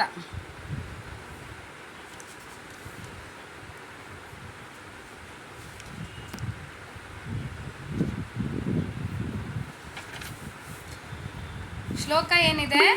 ಯೋಗಿನಾಮಪಿ ಸರ್ವೇಷಾಂ ಮದ್ಗತೆ ನಂತರಾತ್ಮನ ಶ್ರದ್ಧವಾನ್ ಭಜತೆ ಯೋ ಮಾಂ ಸಮೇ ಯುಕ್ತ ತಮೋ ಮತಃ. ಶ್ಲೋಕ ಇದೆ ಈ ರೀತಿ. ಇದರ ಭಾವಾರ್ಥ 1, 2, 3ನೇ ಪ್ಯಾರಾಗ್ರಾಫ್ ನೋಡಿ ಎಲ್ಲರೂ. 3ನೇ ಪ್ಯಾರಾಗ್ರಾಫ್ ಭಗವದ್ಗೀತೆಯ 6ನೇ ಅಧ್ಯಾಯದ 47ನೇ ಶ್ಲೋಕದ 3ನೇ ಪ್ಯಾರಾಗ್ರಾಫ್, ಭಾವಾರ್ಥದ 3ನೇ ಪ್ಯಾರಾಗ್ರಾಫ್. ಏನು ಹೇಳಿದ್ದಾರೆ? ಎಲ್ಲ ಬಗೆಯ ಯೋಗಾಭ್ಯಾಸಗಳ ಶಿಖರ ಭಕ್ತಿ ಯೋಗ. ಆನ್ಸರ್ ಸಿಗ್ತಾ ಒಂದು ಪ್ರಶ್ನೆಗೆ? ಬೇರೆಲ್ಲ ಯೋಗಗಳು ಭಕ್ತಿ ಯೋಗದಲ್ಲಿ ಭಕ್ತಿಯ ಹಂತಕ್ಕೆ ತಲುಪಲು ಸಾಧನಗಳು ಮಾತ್ರ. ಸೊ ಹೇಗೆ ನೀವು ಸ್ಟಡೀಸ್ ಎಲ್ಲ ಮಾಡ್ತೀರಿ? ಯಾಕೆ ಸ್ಟಡೀಸ್ ಮಾಡ್ತೀರಿ? ಏನೋ ಒಂದು ಗುರಿ ಮುಟ್ಟಬೇಕು, ನಾನು ಡಾಕ್ಟರ್ ಆಗಬೇಕು, ಇಂಜಿನಿಯರಿಂಗ್ ಆಗಬೇಕು. ಹಾಗೆ ಅದೇ ರೀತಿ ಯೋಗಾಭ್ಯಾಸವನ್ನು ಯಾಕೆ ಮಾಡ್ತೀವಿ? ಕೊಟ್ಟಿದ್ದಾರೆ ಆನ್ಸರು. ಮತ್ತು ಎಲ್ಲದರ ಉದ್ದೇಶ ಏನಿರುತ್ತೆ? ನೀವು ಇಷ್ಟೆಲ್ಲ ಸ್ಟಡಿ ಮಾಡ್ತೀರಿ. ಒಬ್ಬರು ಸೈನ್ಸ್ ಓದ್ತೀರಿ, ಇನ್ನೊಬ್ಬರು ಕಾಮರ್ಸ್ ಓದ್ತೀರಿ, ಮತ್ತೊಬ್ಬರು ಏನು ಓದ್ತೀರಿ? ಆರ್ಟ್ಸ್ ಓದ್ತೀರಿ, ಕೆಲವರು ಇಂಜಿನಿಯರಿಂಗ್ ಮಾಡ್ತಾರೆ, ಕೆಲವರು ಡಾಕ್ಟರ್. ಏನು ಆಗಬೇಕು? ಫೈನಲ್ ಆಗಿ ನಾವು ಲೈಫಲ್ಲಿ ಸೆಟ್ಲ್ ಆಗಬೇಕು. ನಮ್ಮ ಗೋಲ್ ಏನೋ? ನಾವು ದುಡ್ಡು ಮಾಡಬೇಕು, ನಾವು ಸೆಟ್ಲ್ ಆಗಬೇಕು, ನಾವು ಚೆನ್ನಾಗಿರಬೇಕು. ಗೋಲ್ ಅದೇ ತಾನೇ ಇರೋದು. ಬೇರೆ ಏನಾದರೂ ಗೋಲ್ ಇದೆಯಾ? ಇಲ್ಲ ತಾನೇ. ಅದೇ ರೀತಿ ಯೋಗಾಭ್ಯಾಸ ಅದರ ಭಾವಾರ್ಥವನ್ನು ಓದ್ತಾ ಹೋಗೋಣ. ಎಲ್ಲ ಬಗೆಯ ಯೋಗಾಭ್ಯಾಸಗಳ ಶಿಖರ ಭಕ್ತಿ ಯೋಗ. ಬೇರೆಲ್ಲ ಯೋಗಗಳು ಭಕ್ತಿ ಯೋಗದಲ್ಲಿ ಭಕ್ತಿಯ ಹಂತಕ್ಕೆ ತಲುಪಲು ಸಾಧನಗಳು ಮಾತ್ರ. ವಾಸ್ತವವಾಗಿ ಯೋಗ ಎಂದರೆ ಭಕ್ತಿ ಯೋಗ ಎಂದರ್ಥ. ಉಳಿದೆಲ್ಲ ಯೋಗಗಳು ಭಕ್ತಿಯೋಗದ ಗುರಿಯನ್ನು ಮುಟ್ಟುವ ಮಾರ್ಗಗಳು ಮಾತ್ರ. ಕರ್ಮಯೋಗದ ಪ್ರಾರಂಭದಿಂದ ಭಕ್ತಿಯೋಗದ ಅಂತ್ಯದವರೆಗೆ ಆತ್ಮ ಸಾಕ್ಷಾತ್ಕಾರಕ್ಕೆ ಇರುವ ಮಾರ್ಗ ದೀರ್ಘವಾದದ್ದು. ಫಲಾಪೇಕ್ಷೆ ಇಲ್ಲದ ಕರ್ಮವು ಅಥವಾ ಕರ್ಮಯೋಗವು ಈ ಮಾರ್ಗದ ಪ್ರಾರಂಭ. ಕರ್ಮಯೋಗದಲ್ಲಿ ಜ್ಞಾನವು ವೈರಾಗ್ಯವು ಹೆಚ್ಚಿದಾಗ ಆ ಹಂತವನ್ನು ಜ್ಞಾನಯೋಗ ಎಂದು ಕರೆಯುತ್ತೇವೆ. ಬೇರೆ ಬೇರೆ ದೈಹಿಕ ಪ್ರಕ್ರಿಯೆಗಳಿಂದ ಜ್ಞಾನಯೋಗದಲ್ಲಿ ಪರಮಾತ್ಮನ ಧ್ಯಾನವು ಹೆಚ್ಚಿ ಮನಸ್ಸು ಅವನಲ್ಲಿ ನೆಲೆಸಿದಾಗ ಅದಕ್ಕೆ ಅಷ್ಟಾಂಗ ಯೋಗ ಎಂದು ಹೆಸರು. ಅಷ್ಟಾಂಗ ಯೋಗವನ್ನು ದಾಟಿ ದೇವೋತ್ತಮ ಪರಮ ಪುರುಷನಾದ ಕೃಷ್ಣನ ಬಳಿಗೆ ಬಂದಾಗ ಇದಕ್ಕೆ ಭಕ್ತಿಯೋಗವೆಂದು ಹೆಸರು. ಇದೇ ಶಿಖರ. ವಾಸ್ತವವಾಗಿ ಭಕ್ತಿಯೋಗವೇ ಅಂತಿಮ ಗುರಿ. ಆದರೆ ಭಕ್ತಿಯೋಗವನ್ನು ಸೂಕ್ಷ್ಮವಾಗಿ ವಿಶ್ಲೇಷಿಸಲು ಇತರ ಯೋಗಗಳ ತಿಳುವಳಿಕೆ ಅಗತ್ಯ. ಮುನ್ನಡೆಯುತ್ತಿರುವ ಯೋಗಿಯು ನಿರಂತರ ಭಾಗ್ಯದ ನಿಜವಾದ ಹಾದಿಯಲ್ಲಿದ್ದಾನೆ. ಒಂದು ನಿರ್ದಿಷ್ಟ ಹಂತದಲ್ಲಿ ನಿಂತು ಮುಂದಕ್ಕೆ ಹೋಗದವನನ್ನು ಕರ್ಮಯೋಗಿ, ಜ್ಞಾನಯೋಗಿ ಅಥವಾ ಧ್ಯಾನಯೋಗಿ, ರಾಜಯೋಗಿ, ಹಠಯೋಗಿ ಮೊದಲಾದ ಒಂದು ನಿರ್ದಿಷ್ಟ ಹೆಸರಿನಿಂದ ಕರೆಯುತ್ತಾರೆ. ಭಕ್ತಿಯೋಗದವರೆಗೆ ಬರುವ ಅದೃಷ್ಟ ಮನುಷ್ಯನಿಗಿದ್ದರೆ ಅವನು ಎಲ್ಲ ಯೋಗಗಳನ್ನು ಮೀರಿದವನು ಎಂದು ತಿಳಿಯಬೇಕು. ನಾವು ಹಿಮಾಲಯ ಎಂದಾಗ ಜಗತ್ತಿನ ಅತಿ ಎತ್ತರದ ಪರ್ವತಗಳನ್ನು ಹೆಸರಿಸುತ್ತೇವೆ. ಅದರ ಅತ್ಯುನ್ನತ ಶಿಖರವಾದ ಮೌಂಟ್ ಎವರೆಸ್ಟ್ ಅತ್ಯುನ್ನತ ಬಿಂದು ಎಂದು ಪರಿಗಣಿಸುತ್ತೇವೆ. ಹಾಗೆಯೇ ಕೃಷ್ಣ ಪ್ರಜ್ಞೆಯು ಯೋಗದ ಅತ್ಯುನ್ನತ ಹಂತ. ಸೊ ಇವಾಗ ನಿಮಗೆ 62ನೇ ಪ್ರಶ್ನೆಗೆ ಆನ್ಸರ್ ಸಿಕ್ಕಿರತ್ತೆ. ಎಸ್, ಅದೇ ಬುಕ್ 63. ಭಗವಂತನ ಸೇವೆಯಲ್ಲಿ ಅಂಬರೀಷ ಮಹಾರಾಜರು ತಮ್ಮ ಮನಸ್ಸು ಮತ್ತು ಇಂದ್ರಿಯಗಳನ್ನು ತೊಡಗಿಸಿಕೊಳ್ಳುವ ಮೂಲಕ ಉನ್ನತ ಅಭಿರುಚಿಯನ್ನು ಬೆಳೆಸಿಕೊಂಡರು.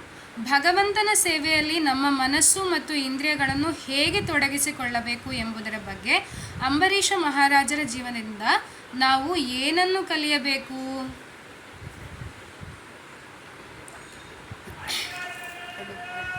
ಎಲ್ಲರೂ 2ನೇ ಅಧ್ಯಾಯದ 61ನೇ ಶ್ಲೋಕ ತೆಗಿರಿ. 2ನೇ ಅಧ್ಯಾಯ 61ನೇ ಶ್ಲೋಕ 61. Question number 63. 63ನೇ ಪ್ರಶ್ನೆಗೆ 2ನೇ ಅಧ್ಯಾಯದ 61ನೇ ಶ್ಲೋಕದಲ್ಲಿ ನಿಮಗೆ ಉತ್ತರ ಸಿಗತ್ತೆ.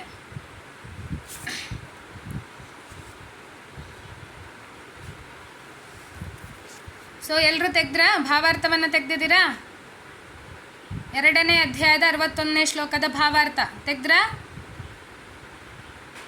ಎಸ್, ಅದರಲ್ಲಿ 3 ಶ್ಲೋಕಗಳಿದೆ. ಸವೈ ಮನ ಕೃಷ್ಣ ಪದಾರವಿಂದಯೋರ್ ವಾಚಾಂಸಿ ವೈಕುಂಠ ಗುಣಾನುವರ್ಣನೆ. ಅದರ ಕೆಳಗಡೆ ಮತ್ತೊಂದು ಶ್ಲೋಕ ಇದೆ, ಅದರ ಕೆಳಗಡೆ ವಾಪಸ್ ಇನ್ನೊಂದು ಶ್ಲೋಕ ಇದೆ. ಪಾದೌ ಹರೇ ಕ್ಷೇತ್ರ ಪದಾನುಸರ್ಪಣೆ ಶಿರೋ ಹೃಷಿಕೇಶ ಪದಾಭಿವಂದನೆ ಕಾಮಂ ಚ ದಾಸ್ಯೆ ನತು ಕಾಮ ಕಾಮ್ಯಯ ಯಥೋತ್ತಮ ಶ್ಲೋಕ ಜನಾಶ್ರಯಾರತಿ. ಅದರ ಕೆಳಗಡೆ ಕೊಟ್ಟಿದ್ದಾರೆ ಅಂಬರೀಷ ಮಹಾರಾಜರು ಯಾವ ರೀತಿ ತಮ್ಮ ಇಂದ್ರಿಯಗಳು ಅಂತಂದರೆ ಕಣ್ಣು, ಕಿವಿ, ಮೂಗು, ಬಾಯಿ, ನಾವು ವಾಕ್ ಮಾಡುವಂಥದ್ದು ಕಾಲುಗಳಾಗಿರ್ಬೋದು, ಕೈಗಳಾಗಿರ್ಬೋದು, ಇಂದ್ರಿಯಗಳು ಅಂದರೆ ಅದು ಯಾವ ರೀತಿ ಅದನ್ನು ಉಪಯೋಗಿಸಿಕೊಳ್ಬೇಕು ಭಗವಂತನ ಸೇವೆಯಲ್ಲಿ ಅನ್ನೋದನ್ನು ಕೊಟ್ಟಿದ್ದಾರೆ. ಅಂಬರೀಷ ಮಹಾರಾಜರು ತನ್ನ ಮನಸ್ಸನ್ನು ಶ್ರೀಕೃಷ್ಣನ ಪದಕಮಲಗಳಲ್ಲಿ ನಿಲ್ಲಿಸಿದನು. ಮಾತುಗಳನ್ನು ಏನಕ್ಕೆ ಬಳಸಿಕೊಂಡ ಅಂಬರೀಷ ಮಹಾರಾಜ?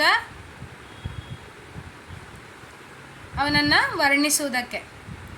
ಕೈಗಳನ್ನು ಭಗವಂತನ ದೇವಸ್ಥಾನಗಳನ್ನು ಸ್ವಚ್ಛಗೊಳಿಸಲಿಕ್ಕೆ ಯೂಸ್ ಮಾಡ್ದ, ಸರಿನಾ?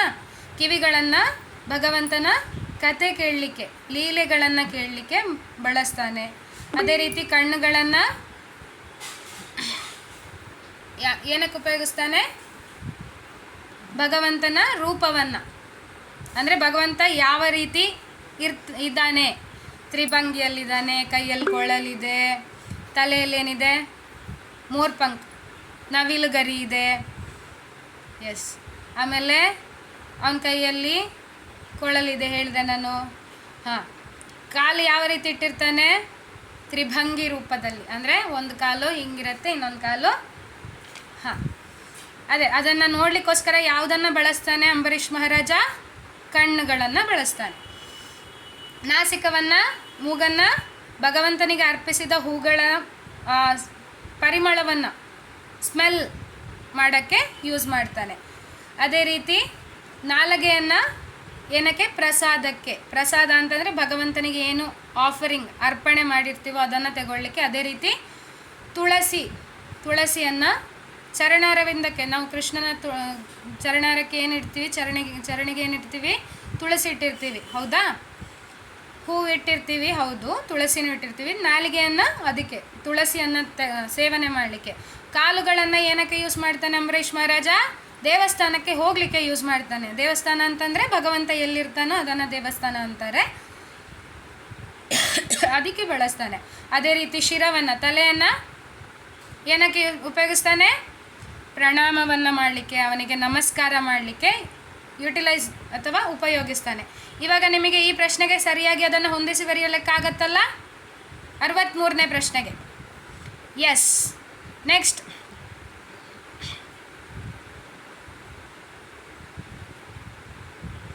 ಒಂದು ಕತೆ ಇದೆ, ಅದನ್ನು ನೀವು ಓದಬೇಕು. ಡಾಕ್ಟರ್ ಡೇವಿಡ್ ಬ್ರಿಯಾನ್ ಅವರ ಕತೆ ನೀವು ಓದಬೇಕು. ಭಗವಂತನ ಪವಿತ್ರ ನಾಮವನ್ನು ಜಪಿಸುವ ಬಗ್ಗೆ ಇತರೆ ಪ್ರಮುಖ ಧರ್ಮಗಳು ಏನನ್ನು ಹೇಳುತ್ತದೆ ಅಂತ ಒಂದು ಇದು ಕೊಟ್ಟಿದ್ದಾರೆ, ಅದನ್ನು ನೀವು ನೋಡಿಕೊಳ್ಳಿ. ಕ್ರಿಶ್ಚಿಯನ್ ಧರ್ಮ ಏನು ಅಂತ ಅಂತಂದರೆ, ಪರಮಲೋಕದಲ್ಲಿರುವ ನಮ್ಮ ತಂದೆಯೇ ನಿನ್ನ ನಾಮವು ಪವಿತ್ರವು. ಮ್ಯಾಥ್ಯೂ ಅದು ಅವ್ರ ಗ್ರಂಥದಲ್ಲಿ ಬರುತ್ತೆ. ಅದೇ ರೀತಿ ಸನಾತನ ಧರ್ಮ ಏನನ್ನತ್ತೆ, ಇದರಲ್ಲಿಯೂ ಕೂಡ ಭಗವಂತನನ್ನು ಅವನ ಪವಿತ್ರ ನಾಮರೂಪದಲ್ಲಿ ಜಪಿಸುವುದನ್ನು ಶಿಫಾರಸು ಮಾಡುತ್ತದೆ. ಎಲ್ಲ ಧರ್ಮಗಳು ಭಗವಂತನನ್ನು ನೆನಪಿಸ್ಬೇಕು ಅಂತ ಹೇಳುತ್ತೆ ನಿಮಗೆ, ಹೌದಾ ಅಲ್ವಾ? ಕ್ರಿಶ್ಚಿಯನ್ ಆಗಲಿ, ಮುಸ್ಲಿಮೇ ಆಗಲಿ, ಸಿಖ್ಖೇ ಆಗಲಿ, ಸನಾತನ ಧರ್ಮವೇ ಆಗಲಿ, ಏನನ್ನತ್ತೆ, ಭಗವಂತನ ನಾಮವನ್ನು ನೀವು ಜಪಿಸ್ಲೇಬೇಕು. ಯಾವುದೇ ಧರ್ಮದಲ್ಲಿದ್ದರೂ ನೀವು ಜಪಿಸ್ಲೇಬೇಕು. ಅದು ಅಲ್ಲಾನೂ ಆಗಿರ್ಬೋದು, ಯೇಸು ಆಗಿರ್ಬೋದು, ಅಥವಾ ಗುರು ನಾನಕ್, ಯಾರೇ ಆಗಿರ್ಬೋದು. ಸರಿನಾ? ನೆಕ್ಸ್ಟ್ 64ನೇ ಪ್ರಶ್ನೆ, ಬಿಟ್ಟ ಸ್ಥಳ ತುಂಬಿರಿ. ಪ್ರತಿಯೊಂದು ಯುಗದಲ್ಲಿಯೂ ತಾನು ಅವತಾರವೆತ್ತುವುದಾಗಿ ಭಗವಂತನು ಹೇಳುತ್ತಾನೆ. ಇದು ಕಲಿಯುಗದಲ್ಲಿಯೂ ಆತನು ಅವತಾರವೆತ್ತುತ್ತಾನೆ ಎನ್ನುವುದನ್ನು ಸೂಚಿಸುತ್ತದೆ.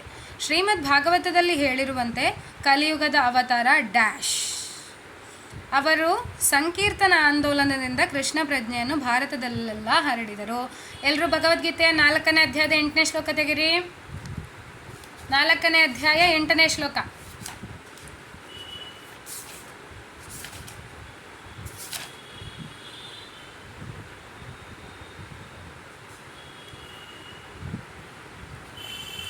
ಎಂಟನೇ ಶ್ಲೋಕ ಏನು? ಎಲ್ರಿಗೂ ಶ್ಲೋಕನೇ ಗೊತ್ತಿರುತ್ತೆ ಇದು. ಪರಿತ್ರಾಣಾಯ ಸಾಧೂನಾಂ ವಿನಾಶಾಯ ಚ ದುಷ್ಕೃತಾಂ ಧರ್ಮ ಸಂಸ್ಥಾಪನಾರ್ಥಾಯ ಸಂಭವಾಮಿ ಯುಗೆ ಯುಗೆ. ಶ್ಲೋಕನೇ ಗೊತ್ತಿರತ್ತೆ. ಏನಕ್ಕೋಸ್ಕರ ಭಗವಂತ ಪುನಃ ಪುನಃ ಅವತಾರವನ್ನು ಎತ್ತುತ್ತಾನೆ? ಯಾಕೆಂತಂದರೆ ಸಜ್ಜನರು, ಒಳ್ಳೆ ಜನರು ಯಾರಿರ್ತಾರೆ ಅವರನ್ನು ರಕ್ಷಣೆ ಮಾಡಲಿಕ್ಕೆ, ಅದೇ ರೀತಿ ದುಷ್ಟರನ್ನು ನಾಶ ಮಾಡಲಿಕ್ಕೆ, ಮತ್ತು ಧರ್ಮದ ಪುನಃ ಸಂಸ್ಥಾಪನೆಗಾಗಿ ಭಗವಂತ ಪ್ರತಿ ಯುಗದಲ್ಲಿ ಅವತಾರವನ್ನು ಎತ್ತುತ್ತಾನೆ. ಸರಿನಾ? ದ್ವಾಪರ ಯುಗದಲ್ಲಿ ಯಾವ ರೂಪದಲ್ಲಿ ಬಂದ ಕೃಷ್ಣ ಅಥವಾ ಭಗವಂತ ಯಾವ ರೂಪದಲ್ಲಿ ಬಂದ? ನಾನೇ ಆನ್ಸರ್ ಹೇಳಿದೆ. ದ್ವಾಪರ ಯುಗದಲ್ಲಿ ಕೃಷ್ಣ ರೂಪದಲ್ಲಿ ಬಂದ. ತ್ರೇತಾಯುಗದಲ್ಲಿ ಯಾವ ರೂಪದಲ್ಲಿ ಬಂದ ಭಗವಂತ? ರಾಮಾವತಾರ. ಎಸ್. ಹಾಗಿದ್ರೆ ಕಲಿಯುಗದಲ್ಲಿ ಯಾವ ಅವತಾರದಲ್ಲಿ ಬರ್ತಾನೆ ಭಗವಂತ? ಕಲ್ಕಿ ಭಗವಾನ, ಶ್ರೀ ಚೈತನ್ಯ ಮಹಾಪ್ರಭು, ಶ್ರೀರಾಮ, ಶ್ರೀಕೃಷ್ಣ. ಶ್ರೀರಾಮ ಮತ್ತು ಶ್ರೀಕೃಷ್ಣ ಆಪ್ಷನ್ ಅಲ್ಲ, ಗೊತ್ತಾಯಿತು. ಶ್ರೀಕೃಷ್ಣ ಬಂದಿದ್ದು ದ್ವಾಪರ ಯುಗದಲ್ಲಿ, ಶ್ರೀರಾಮ ಬಂದಿದ್ದು ತ್ರೇತಾಯುಗದಲ್ಲಿ. ಹಾಗಿದ್ರೆ ನೆಕ್ಸ್ಟು ಅದರ ಭಾವಾರ್ಥದಲ್ಲಿ ಲಾಸ್ಟ್ ಪ್ಯಾರಾಗ್ರಾಫದಲ್ಲಿ ನೋಡಿ, ಲಾಸ್ಟ್ ಪ್ಯಾರಾಗ್ರಾಫ್, ಭಾವಾರ್ಥದ ಲಾಸ್ಟ್ ಪ್ಯಾರಾಗ್ರಾಫ್, ಶ್ಲೋಕ 9ರ ಮೊದಲಿನ ಪ್ಯಾರಾಗ್ರಾಫಲ್ಲಿ ನೋಡಿ. ಪ್ರತಿಯೊಂದು ಯುಗದಲ್ಲಿಯೂ ತಾನು ಅವತಾರವೆತ್ತುವುದಾಗಿ ಭಗವಂತನು ಹೇಳುತ್ತಾನೆ. ಆತನು ಕಲಿಯುಗದಲ್ಲಿಯೂ ಅವತಾರ ಎತ್ತುತ್ತಾನೆ ಎನ್ನುವುದನ್ನು ಇದು ಸೂಚಿಸುತ್ತದೆ. ಶ್ರೀಮದ್ ಭಾಗವತದಲ್ಲಿ ಹೇಳಿರುವಂತೆ ಕಲಿಯುಗದ ಅವತಾರ ಶ್ರೀ ಚೈತನ್ಯ ಮಹಾಪ್ರಭು. ಅವರು ಸಂಕೀರ್ತನ ಆಂದೋಲನದಿಂದ ಕೃಷ್ಣ ಪ್ರಜ್ಞೆಯನ್ನು ಭಾರತದಲ್ಲೆಲ್ಲ ಹರಡಿದರು. ಈ ಸಂಕೀರ್ತನ ಸಂಸ್ಕೃತಿಯು ಊರಿಂದ ಊರಿಗೆ, ಹಳ್ಳಿಯಿಂದ ಹಳ್ಳಿಗೆ, ಪ್ರಪಂಚದಲ್ಲೆಲ್ಲ ಪ್ರಸಾರವಾಗುತ್ತದೆ ಎಂದು ಅವರು ಭವಿಷ್ಯ ನುಡಿದರು. ದೇವೋತ್ತಮ ಪರಮಪುರುಷನಾದ ಕೃಷ್ಣನ ಅವತಾರವಾದ ಚೈತನ್ಯ ಮಹಾಪ್ರಭುಗಳನ್ನು ಉಪನಿಷತ್ತುಗಳು, ಮಹಾಭಾರತ ಮತ್ತು ಭಾಗವತದಂತಹ ಅಪೌರುಷೇಯ ಧರ್ಮಗ್ರಂಥಗಳ ರಹಸ್ಯ ಭಾಗಗಳಲ್ಲಿ ನೇರವಾಗಿ ಹೇಳದೆ ಗೋಪ್ಯವಾಗಿ ವರ್ಣಿಸಲಾಗಿದೆ. ಆನ್ಸರ್ ಸಿಕ್ತು ಅಂದ್ಕೊಳ್ತೀನಿ 64ಗೆ. ಎಸ್. 65 question number 65. ಸುಮಾರು 500 ವರ್ಷಗಳ ಹಿಂದೆ ಅವತರಿಸಿದ ಶ್ರೀ ಚೈತನ್ಯ ಮಹಾಪ್ರಭುಗಳು ನುಡಿದ ಭವಿಷ್ಯವಾಣಿ ಏನು ಮತ್ತು ಮಹಾಪ್ರಭುಗಳ ಭವಿಷ್ಯವಾಣಿಯನ್ನು ಸಾಕಾರಗೊಳಿಸಿದವರು ಯಾರು?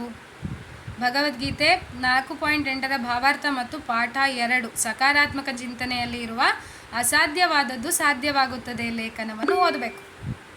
ಅದನ್ನು ನೀವು ಮಾಡ್ತೀರಾ?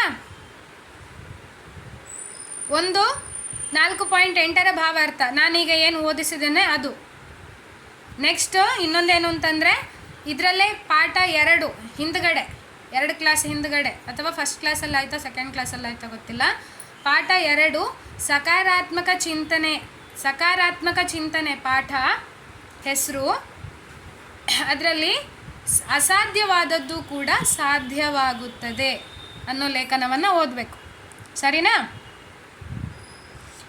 ಎಸ್, ಇಲ್ಲಿ ಹೇಳಿದ್ದಾರೆ ಮಹಾಮಂತ್ರವನ್ನು ಜಪಿಸುವ ಸರಿಯಾದ ಕ್ರಮ. ಯಾವ ರೀತಿ ಮಹಾಮಂತ್ರವನ್ನು ಜಪಿಸಬೇಕು ಅನ್ನೋದಕ್ಕೆ ಇಲ್ಲಿ ಹೇಳಿದ್ದಾರೆ. ಹರೇ ಕೃಷ್ಣ ಮಹಾಮಂತ್ರದ ಜಪಕ್ಕೆ ಮೊದಲು 1 ಬಾರಿ ಪಂಚತತ್ವ ಮಂತ್ರವನ್ನು ಜಪಿಸಬೇಕು. ಪಂಚತತ್ವ ಮಂತ್ರ ಅಂದರೆ ಏನು ಕೊಟ್ಟಿದ್ದಾರೆ ಅಲ್ಲಿ ಕೆಳಗಡೆ. ಜಯ ಶ್ರೀಕೃಷ್ಣ ಚೈತನ್ಯ ಪ್ರಭು ನಿತ್ಯಾನಂದ ಶ್ರೀ ಅದ್ವೈತ ಗದಾಧರ ಶ್ರೀವಾಸಾದಿ ಗೌರಭಕ್ತವೃಂದ. ಆಮೇಲೆ 108 ಬಾರಿ ಹರೇ ಕೃಷ್ಣ ಮಹಾಮಂತ್ರವನ್ನು ಜಪಿಸ್ಬೇಕು.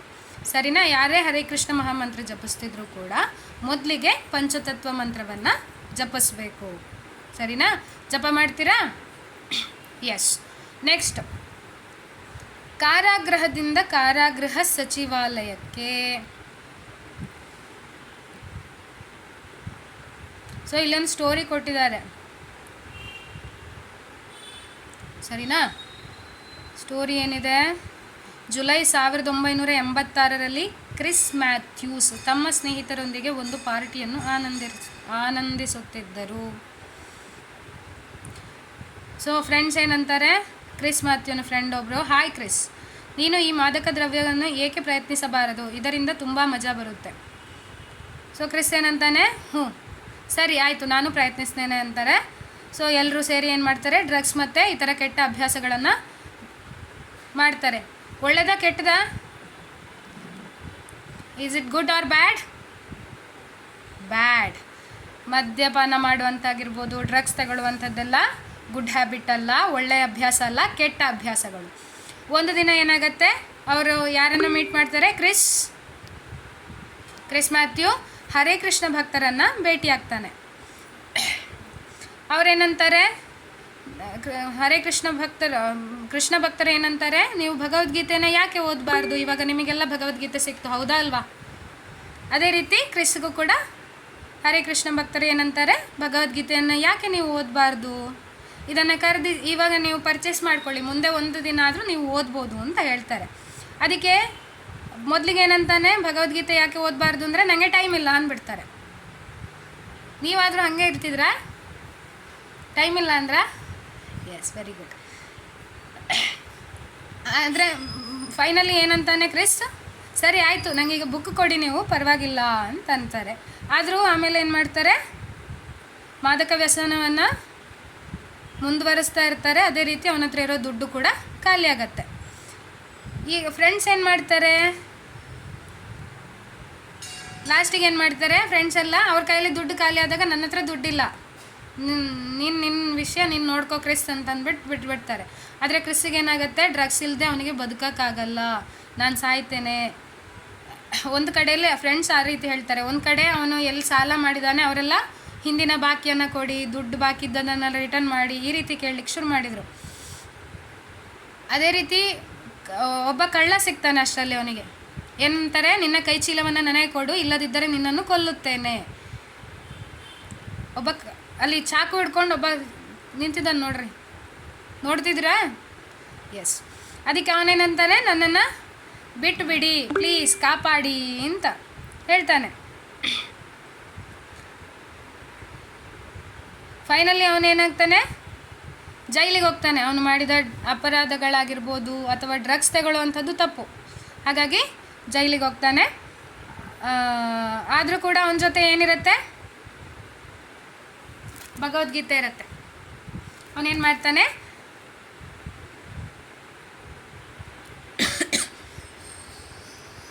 ಜೈಲಿನಲ್ಲಿ ಕೂಡ ಅವನು ಪ್ರಚಾರ ಮಾಡಲಿಕ್ಕೆ ಶುರು ಮಾಡ್ತಾನೆ ಭಗವದ್ಗೀತೆ ಬೇಸಿಸಲ್ಲಿ. ಸರಿನಾ? ಸೊ ಕ್ರಿಸ್ ಮ್ಯಾಥ್ಯೂಸ್ ಅವರನ್ನು ಅವರ ಉದಾತ್ತ ನಡವಳಿಕೆಗಾಗಿ ಬಿಡುಗಡೆ ಮಾಡಲಾಯಿತು. ನಂತರ ಅವರು ಹರೇ ಕೃಷ್ಣ ಸಂಸ್ಥೆಯನ್ನು ಸೇರಿದರು. ಈಗ ಜೈಲಿನಿಂದ ಜೈಲಿಗೆ ಹೋಗುತ್ತಾ ಕೈದಿಗಳಿಗೆ ಭಗವದ್ಗೀತೆಯ ಸಂದೇಶವನ್ನು ಬೋಧಿಸುತ್ತಾ ಅನೇಕ ಅಪರಾಧಿಗಳ ಜೀವನವನ್ನು ಪರಿವರ್ತಿಸುತ್ತಿದ್ದಾರೆ. ಸೊ ಅವ್ರ ಕೈಗೆ ಭಗವದ್ಗೀತೆ ಬಂತು, ಅವರು ಚೇಂಜ್ ಆದರು. ಅದೇ ರೀತಿ ಬೇರೆಯವರನ್ನು ಕೂಡ ಅವರು ಪರಿವರ್ತನೆ ಮಾಡಲಿಕ್ಕೆ ಅವರು ಪ್ರಯತ್ನ ಪಡ್ತಿದ್ದಾರೆ. ಪ್ರತಿಯೊಂದು ಜೈಲಿಗೆ ಅವರ ಒಳ್ಳೆ ಗುಣ ನೋಡಿ ಅವರನ್ನು ಬಿಟ್ಬಿಟ್ರು. ಆಮೇಲೆ ಅವ್ರು ಏನು ಮಾಡಿದರು, ಹೊರಗಡೆ ಬಂದಮೇಲೆ ಅವರು ಭಗವದ್ಗೀತೆ ತಗೊಂಡೋಗಿ ಪ್ರತಿಯೊಂದು ಜೈಲಲ್ಲಿ ಕೂಡ ಅದನ್ನು ಪ್ರಚಾರ ಮಾಡ್ತಿದ್ದಾರೆ ಈಗಲೂ ಕೂಡ. ಈಗ 66ನೇ ಪ್ರಶ್ನೆ, ಕ್ರಿಸ್ ಮ್ಯಾಥ್ಯೂಸ್ ಅವರ ಕಥೆಯಿಂದ ನಾವು ಕಲಿಯಬಹುದಾದ ಪಾಠಗಳು ಯಾವುದು ಅಂತ ನೀವು ಹೇಳಬೇಕೀಗ. ನೀವು ಬರೀರಿ. ಪಾಠ 7, ಗೌರವ. ಗುಣಾಧಿಕಾನ್ ಮುದಂ ಲಿಪ್ಸೇತ್ ಅನುಕ್ರೋಶಂ ಗುಣಾಧಮಾತ್ ಮೈತ್ರಿಂ ಸಮಾನಾದ್ ಅನ್ವಿಚ್ಛೇನ್ ನ ತಾಪೈರ್ ಅಭಿಭೂಯತೆ. ಶ್ರೀಮದ್ ಭಾಗವತದ 4ನೇ ಅಧ್ಯಾಯ 8ನೇ ಸ್ಕಂದ 34ನೇ ಶ್ಲೋಕ. ಸೊ ಪ್ರತಿಯೊಬ್ಬ ಮನುಷ್ಯನು ಹೀಗೆ ನಡೆದುಕೊಳ್ಳಬೇಕು. ತನಗಿಂತ ಹೆಚ್ಚು ಅರ್ಹತೆ ಇರುವ ವ್ಯಕ್ತಿಯನ್ನು ಸಂಧಿಸಿದಾಗ ತುಂಬ ಸಂತೋಷ ಪಡಬೇಕು. ತನಗಿಂತ ಕಡಿಮೆ ಅರ್ಹತೆ ಇರುವವರನ್ನು ಸಂಧಿಸಿದಾಗ ಅವನ ಬಗ್ಗೆ ಸಹಾನುಭೂತಿ ತೋರಿಸಬೇಕು. ತನಗೆ ಸಮಾನನಾದವನನ್ನು ಕಂಡಾಗ ಅವನೊಂದಿಗೆ ಸ್ನೇಹವನ್ನು ಬೆಳೆಸಿಕೊಳ್ಳಬೇಕು. ಈ ರೀತಿಯಲ್ಲಿ ವರ್ತಿಸಿದರೆ ಅವನು ಭೌತಿಕ ಪ್ರಪಂಚದ ತಾಪತ್ರಯಗಳಿಂದ ಎಂದಿಗೂ ಬಾಧಿತನಾಗುವುದಿಲ್ಲ. ಸೊ ಇಲ್ಲಿ ಮೇಲೆ ಏನು ಹೇಳಿದ್ದಾರೆ, ಹೆಚ್ಚು ಅರ್ಹತೆ ಇರುವ ವ್ಯಕ್ತಿ ಅಂತಂದರೆ ನಮಗಿಂತ ಜಾಸ್ತಿ ತಿಳಿದಿರುವ ವ್ಯಕ್ತಿ ಯಾರಾದರೂ ಇದ್ದರೆ ತುಂಬ ಖುಷಿ ಪಡಬೇಕು ನಾವು. ತನಗಿಂತ ಕಡಿಮೆ ಅರ್ಹತೆ ಇರುವಂಥ ವ್ಯಕ್ತಿಯನ್ನು ಸಂಧಿಸಿದಾಗ ಅವನ ಬಗ್ಗೆ ನಮಗೆ ಕರುಣೆ ಇರಬೇಕು. ಅದೇ ರೀತಿ ಸೇಮ್ ಲೆವೆಲ್ ವ್ಯಕ್ತಿಯನ್ನು ಕಂಡಾಗ ನಾವು ಅವರಿಂದ ಸ್ನೇಹವನ್ನು ಬೆಳೆಸ್ಕೊಳ್ಬೇಕು. ಇದನ್ನು ನೋಡಿಕೊಂಡು ನೀವು 67ನೇ ಪ್ರಶ್ನೆಗೆ ಆನ್ಸರನ್ನು ಬರೀಬೇಕು. ಈ ಜಗತ್ತಿನಲ್ಲಿ ಸಂತೋಷವಾಗಿರುವುದು ಹೇಗೆ ಎಂದು ತಿಳಿಯಲು ಕೆಳಗಿನವುಗಳನ್ನು ಹೊಂದಿಸಿ ಬರೆಯಿರಿ. ಹಿರಿಯರು, ಪೋಷಕರು ಮತ್ತು ಶಿಕ್ಷಕರೊಂದಿಗೆ ಯಾವ ರೀತಿ ಇರಬೇಕು, ಅದೇ ರೀತಿ ನಮ್ಮ ತಮ್ಮ ಅಥವಾ ತಂಗಿಯರೊಂದಿಗೆ ಯಾವ ರೀತಿ ಇರಬೇಕು, ಅದೇ ರೀತಿ ನಮ್ಮ ಸಹಪಾಠಿಗಳೊಂದಿಗೆ ಯಾವ ರೀತಿ ಇರಬೇಕು ಅಂತ ಹೊಂದಿಸಿ ಬರೆಯಿರಿ. Match the following. Okay. Next 68ನೇ ಪ್ರಶ್ನೆ, ಭಗವದ್ಗೀತೆಯ ಪ್ರಕಾರ ನಾವು ಯಾರಿಗೆ ತಲೆಬಾಗಬೇಕು, ನಮಸ್ಕರಿಸುವುದು ಅಥವಾ ಅವರ ಪಾದ ಸ್ಪರ್ಶಿಸಿ ಆಶೀರ್ವಾದ ಪಡೆಯುವುದು. ಭಗವದ್ಗೀತೆ 17ನೇ ಅಧ್ಯಾಯ 14ನೇ ಶ್ಲೋಕ. 17ನೇ ಅಧ್ಯಾಯದ 14ನೇ ಶ್ಲೋಕ ತೆಗಿರಿ.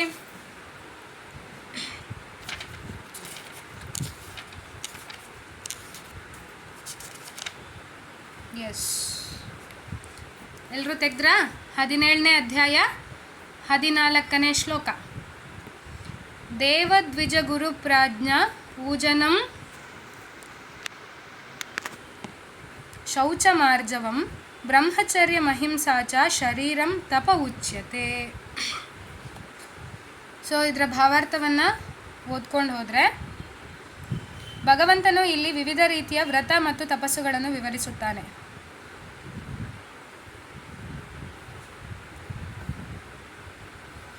ಅವನು ದೇಹವು ಆಚರಿಸುವ ವ್ರತ ತಪಸ್ಸುಗಳ ಬಗ್ಗೆ ದೇವರಿಗೆ, ದೇವತೆಗಳಿಗೆ, ಪರಿಪೂರ್ಣರು, ಅರ್ಹರೂ ಆದ ಬ್ರಾಹ್ಮಣರಿಗೆ, ಗುರುವಿಗೆ, ತಂದೆ ತಾಯಿಯರಂತಹ ಹಿರಿಯರಿಗೆ ಮತ್ತು ವೇದಗಳ ಜ್ಞಾನವಿರುವ ವ್ಯಕ್ತಿಗೆ ಗೌರವವನ್ನು ತೋರಿಸಬೇಕು ಅಥವಾ ತೋರಿಸಲು ಕಲಿಯಬೇಕು. ಯಾರಿಗೆಲ್ಲ ಗೌರವವನ್ನು ಸೂಚಿಸಬೇಕು ಅನ್ನೋದನ್ನು 17ನೇ ಅಧ್ಯಾಯದ 14ನೇ ಶ್ಲೋಕದಲ್ಲಿ ನೀಡಲಾಗಿದೆ.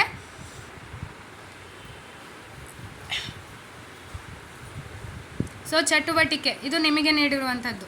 ಇನ್ನು ಮುಂದೆ ಏನು ಮಾಡಬೇಕು, ಯಾವತ್ತೂ ಇದನ್ನು ಅಳವಡಿಸ್ಕೊಳ್ಳಿಕ್ಕೆ ಪ್ರಯತ್ನಿಸಬೇಕು ಅಂತ ಹೇಳಿದ್ದಾರೆ. ಏನು ಹೇಳಿದ್ದಾರೆ, ನೀವು ಎದ್ದಾಗ ಮೊದಲು ಏನು ಮಾಡಬೇಕು, ದೇವರಿಗೆ ನಮಸ್ಕರಿಸಬೇಕು. ಆಮೇಲೆ ನಿಮ್ಮ ಹಿರಿಯರ ಮತ್ತು ಪೋಷಕರ ಬಳಿಗೆ ಹೋಗಿ ಅವರ ಪಾದಗಳನ್ನು ಮುಟ್ಟಿ ನಮಸ್ಕರಿಸಿ.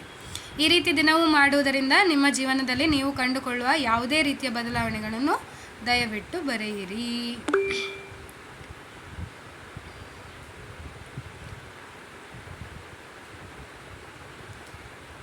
ಸೊ 69ನೇ ಪ್ರಶ್ನೆಯಿಂದ ಮೊದಲು ಒಂದು ಇದಿದೆ, ಕತೆ ಇದೆ.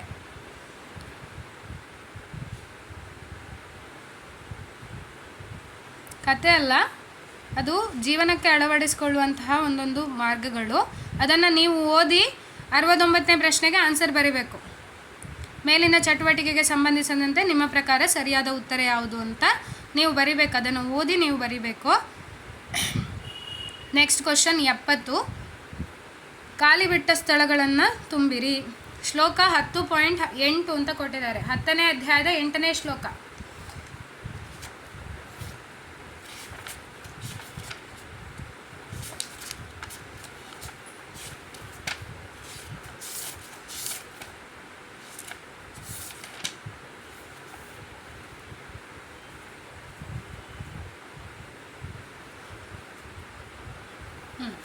10ನೇ ಅಧ್ಯಾಯದ 8ನೇ ಶ್ಲೋಕ ಏನಿದೆ?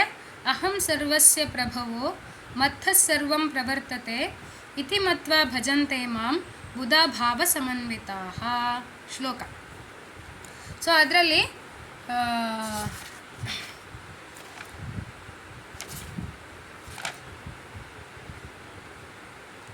ಭಾವಾರ್ಥದಲ್ಲಿ 2ನೇ ಪ್ಯಾರಾಗ್ರಾಫ್ ನೋಡ್ಕೊಳ್ಳಿ. ಬ್ರಹ್ಮಣ್ಯೋ ದೇವಕಿ ಪುತ್ರ, ದೇವಕಿಯ ಮಗನಾದ ಕೃಷ್ಣನು ಪುರುಷೋತ್ತಮನು. ಯಾವುದರಲ್ಲಿ ಹೇಳಿದ ಆ ರೀತಿ? ನಾರಾಯಣ ಉಪನಿಷತ್ತು 4ರಲ್ಲಿ. ಏಕೋ ವೈ ನಾರಾಯಣ ಆಸೀನ್ ನ ಬ್ರಹ್ಮಾಣ ಈಶಾನೋ ನಾಪೋ ನಾಗ್ನಿ ಸಮೋ ನೇಮೆ ದ್ವಾವಾ ಪೃಥಿವೀ ನ ನಕ್ಷತ್ರಾಣಿ ನ ಸೂರ್ಯ. ಸೊ ಸೃಷ್ಟಿಯ ಪ್ರಾರಂಭದಲ್ಲಿ ಪರಮಪುರುಷನಾದ ನಾರಾಯಣನೊಬ್ಬನೇ ಇದ್ದನು. ಬ್ರಹ್ಮ ಇರಲಿಲ್ಲ, ಶಿವನಿರಲಿಲ್ಲ, ನೀರು ಇರಲಿಲ್ಲ, ಅಗ್ನಿ ಇರಲಿಲ್ಲ, ಚಂದ್ರ ಇರಲಿಲ್ಲ, ಆಕಾಶದಲ್ಲಿ ನಕ್ಷತ್ರಗಳು ಇರಲಿಲ್ಲ, ಸೂರ್ಯನಿರಲಿಲ್ಲ. ಮಹಾ ಉಪನಿಷತ್ತು 1ನೇ ಶ್ಲೋಕ ಆ ರೀತಿ ಹೇಳುತ್ತೆ. ಸೊ ಇವಾಗ ನಿಮಗೆ ಅದಕ್ಕೆ ಆನ್ಸರ್ ಸಿಕ್ಕಿರುತ್ತೆ. ಬಿಟ್ಟ ಸ್ಥಳವನ್ನು ತುಂಬಿರಿ. ಹಾಗಾಗಿ 10ನೇ ಶ್ಲೋಕದ 10ನೇ ಅಧ್ಯಾಯದ 8ನೇ ಶ್ಲೋಕ ಆನ್ಸರ್ ಆಲ್ರೆಡಿ ಸಿಕ್ಕಿದೆ. ನಮ್ಮ ಪ್ಯಾರಾಗ್ರಾಫ್ ಓದಿದ್ದಲ್ಲೇ ಆನ್ಸರ್ ಇತ್ತು. ಎಸ್, ನೆಕ್ಸ್ಟು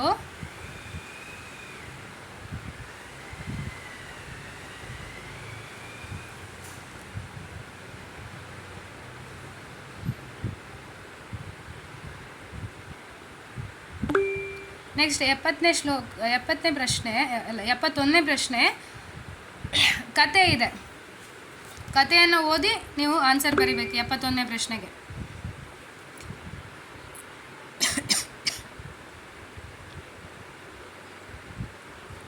ಸೊ 71ನೇ ಪ್ರಶ್ನೆ ನಿಮಗೆ ಹೋಮ್ವರ್ಕ್ ಆಗಿ ಕೊಟ್ಟಿರ್ತೀನಿ.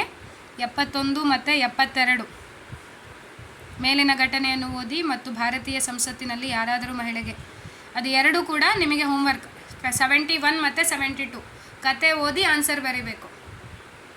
ಎರಡೂ ಕೂಡ ಅಷ್ಟೇ, 71 ಅಷ್ಟೇ, 72 ಅಷ್ಟೇ, ಎರಡೂ ಕೂಡ ನಿಮಗೆ ಇದಕ್ಕೆ.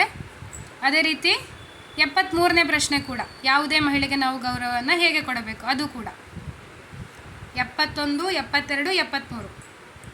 71ಕ್ಕೆ ಸ್ಟೋರಿ ಬೇರೆ ಇದೆ, 72 ಮತ್ತು 73ಕ್ಕೆ ಸ್ಟೋರಿ ಇನ್ನೊಂದಿದೆ. ಎರಡರನ್ನು ಓದಿ ಆನ್ಸರ್ ಬರೀಬೇಕು. 74 ಒಬ್ಬ ಮನುಷ್ಯನು ತನ್ನನ್ನು ತಾನು ಹೇಗೆ ನೋಡಿಕೊಳ್ಳುತ್ತಾನೋ ಹಾಗೆಯೇ ಇತರ ಜೀವಿಗಳನ್ನು ನೋಡಿಕೊಳ್ಳುವುದು ಎಂದರೆ ಏನು?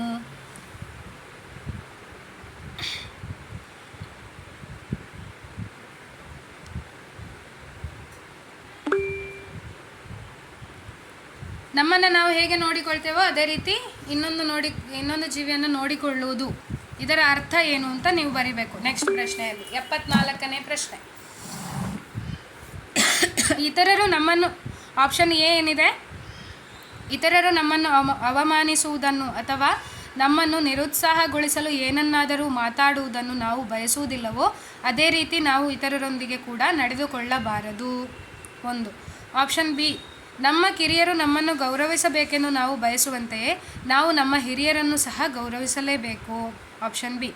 ಆಪ್ಷನ್ ಸಿ, ನಾವು ತುಂಬ ಶ್ರೀಮಂತ ಅಥವಾ ದೊಡ್ಡ ಹುದ್ದೆಯನ್ನು ಹೊಂದಿರುವ ವ್ಯಕ್ತಿಯಿಂದ ಗೌರವಿಸಲ್ಪಡಲು ಬಯಸುತ್ತೇವೆ. ಹಾಗೆಯೇ ಇತರ ಜನರು ಅನಕ್ಷರಸ್ಥರಾಗಿದ್ದರೂ ನಮಗಿಂತ ಬಡವರಾಗಿದ್ದರೂ ಸಹ ನಾವು ಅವರನ್ನು ಅದೇ ಗೌರವದಿಂದ ಕಾಣಬೇಕು.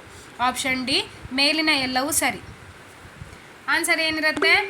ಎಸ್, 75 ಲಾಸ್ಟ್ ಕ್ವಶನ್ನು ಇವತ್ತಿಗೆ. ಮತ್ತಿನ 25 ಕ್ವಶನ್ ನೆಕ್ಸ್ಟ್ ಕ್ಲಾಸಲ್ಲಿ ನೋಡೋಣ. 75 ವಿದ್ಯಾ ವಿನಯ ಸಂಪನ್ನೆ ಬ್ರಾಹ್ಮಣೇ ಗವಿಹಸ್ತಿನಿ. ಈ ಶ್ಲೋಕದ ಅರ್ಥವೇನು? ಭಗವದ್ಗೀತೆ 5ನೇ ಅಧ್ಯಾಯ 18ನೇ ಶ್ಲೋಕ. 5ನೇ ಅಧ್ಯಾಯ 18ನೇ ಶ್ಲೋಕ.